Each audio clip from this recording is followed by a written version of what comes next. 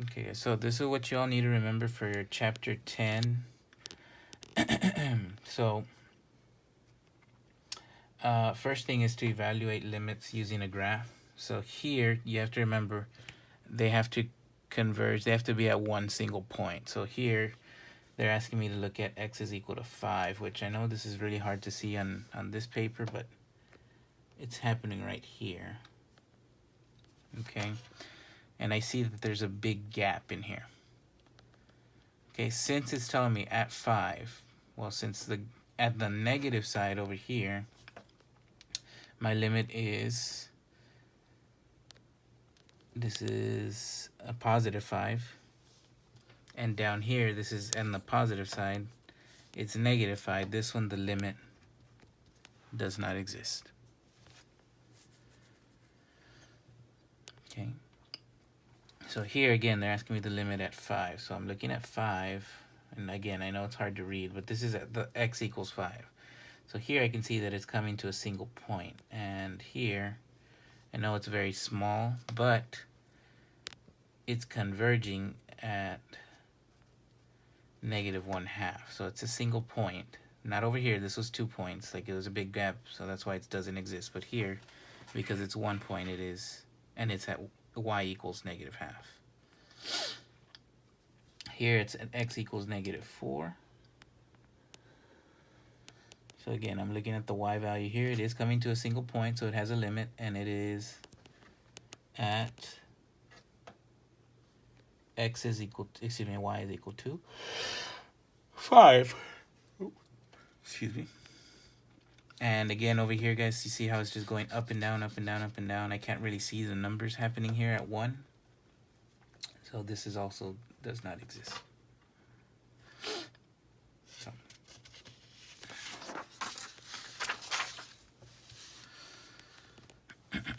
So here we're going to evaluate these limits.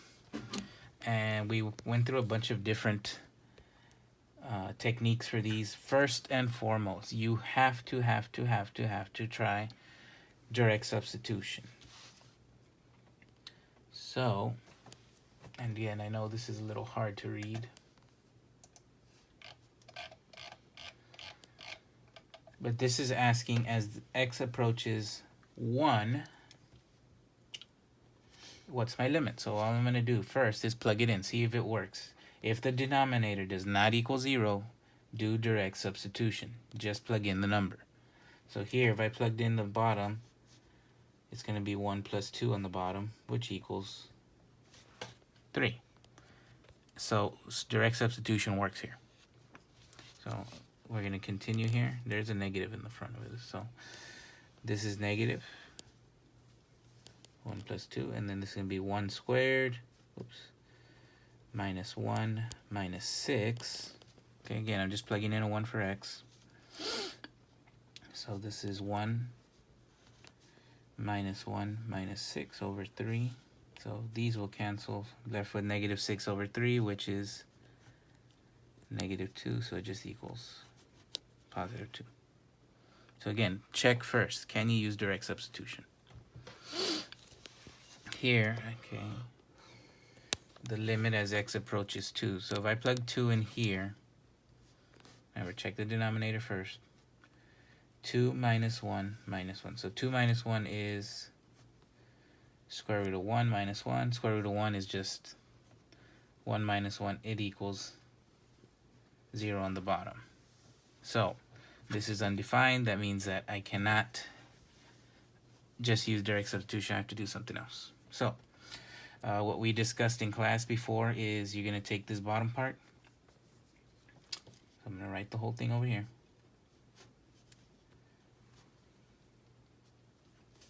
And you're going to multiply it.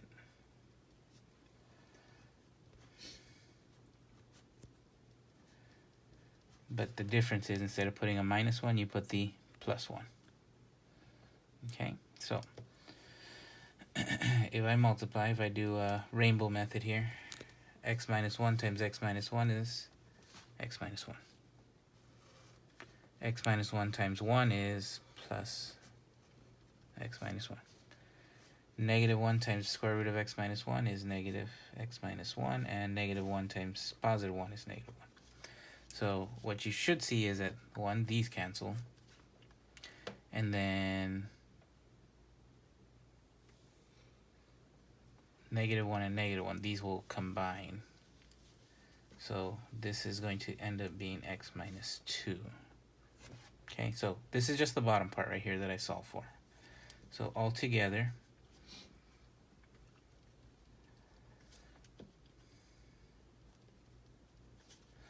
I have x minus 2 on the top, x minus 1 plus 1 on the top again. So remember, don't forget about this part. That was one mistake I kept seeing you guys do. If you made a mistake. And then on the bottom, I just have x minus 2. You see that these cancel.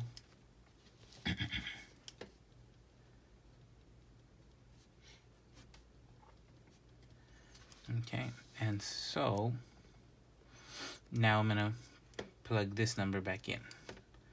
So this becomes 2 minus 1 plus 1. Square root of 1 plus 1. Square root of 1 is just 1. 1 plus 1 is equal to 2. Okay. So, last problems here. This is asking as the x approaches 4. So again, if I plug the 4 in here, try direct substitution first. 4 minus 4, this is undefined. You cannot work with this. So we're going to do some factoring here. So I'm taking this right here. Okay, and here I'm going to make my chart a times c, which is going to be 1 times negative 8. And here my b is negative 2. So factors of negative 8 would be a 4 and a 2, where the 4 is negative.